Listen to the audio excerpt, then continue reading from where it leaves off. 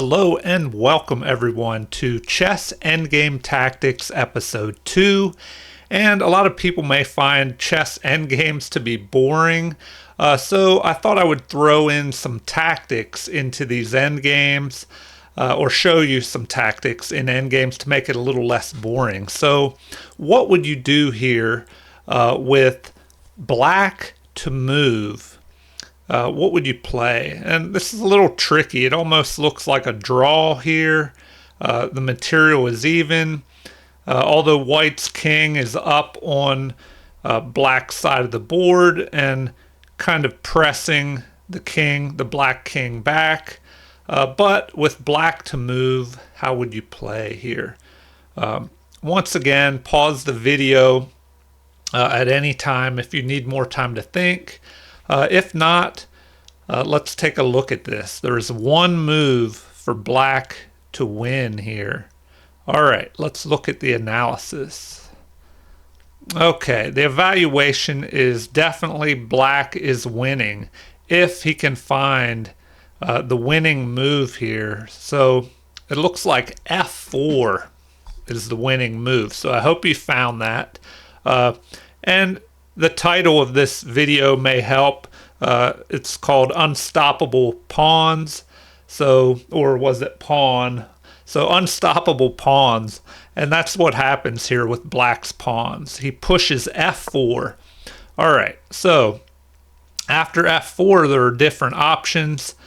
In the game, the king just moved to D5 here. And the game was already lost after this. So if we look at how the game continued, it just went with H4, and then the king captured a pawn, but black's unstoppable pawns start pushing through here. Now the threat is to just capture on G2 and march forward. So that pawn is captured, and now H4 is able to push to H3, and after a capture we will have the queen, the promotion here to a queen shortly, and that queen will just mow down these pawns with the help of the king holding them back. So that is what happened in the game. But if we go back and take a look at this, it's very interesting, even the other possibilities, showing that there's no way to stop these pawns when they start marching forward. So after F4, the only winning move, another option, you may ask, well, what if this pawn is just captured?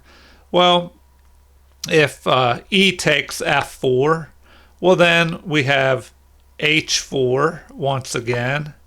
And after G takes H4, well, then G3 can push forward. And now, if this pawn captures, then the E pawn will promote. If this pawn pushes forward, the E pawn will push forward. So there's no way to stop both of these pawns. And if we go back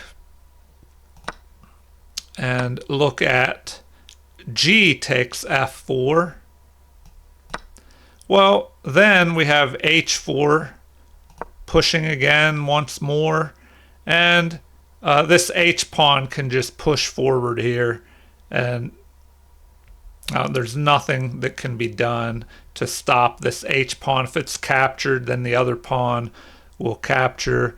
So let's take a look at some of the other possibilities in these positions. So back to the beginning, after F4, the winning move, the king played D5. So here he's thinking, well, I'll just pick off this pawn. But after, let's see, H4 was played in the game.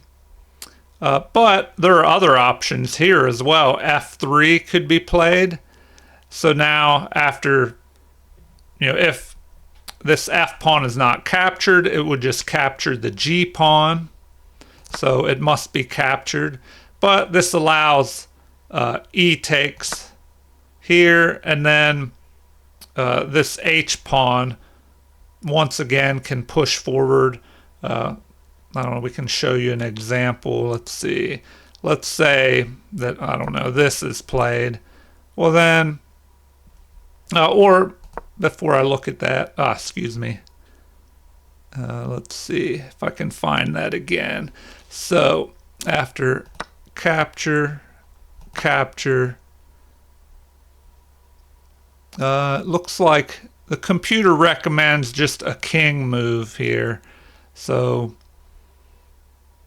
I don't know, we'll just play this move, but then these pawns could try something like this, and then that would push forward.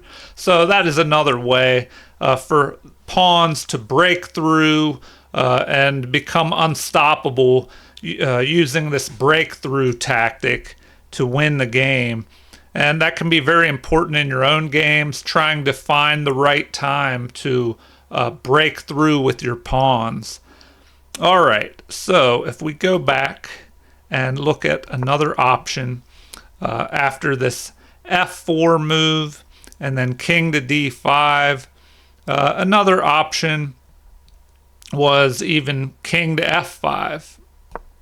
But then we have, e takes, h4 once again, and if capture, well then g3 can push forward. After capture, then this pawn would be able to push forward.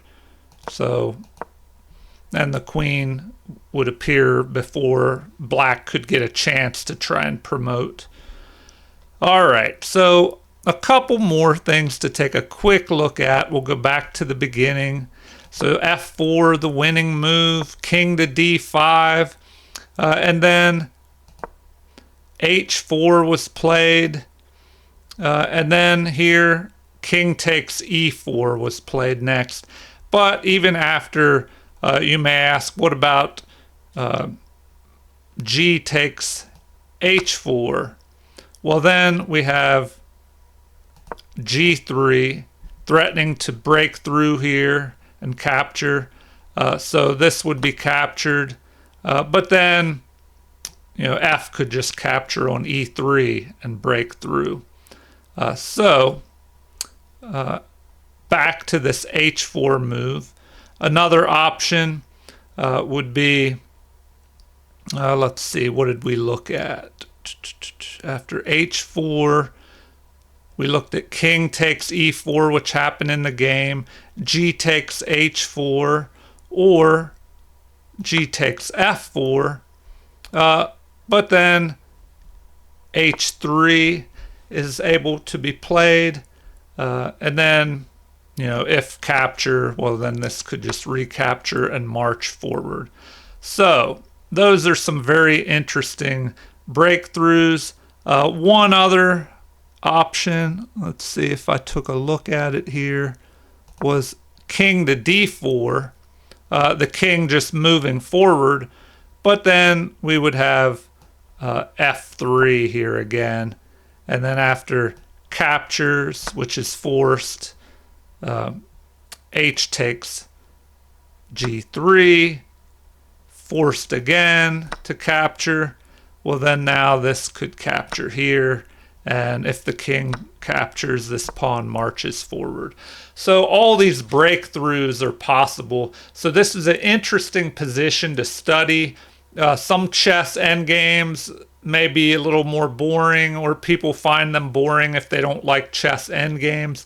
But if you throw some tactics in there, a chess endgame can be more exciting than you think. So hopefully you'll be able to use these pawn breakthroughs in your own games, or at least keep an eye out for them to be able to use them or to defend against them.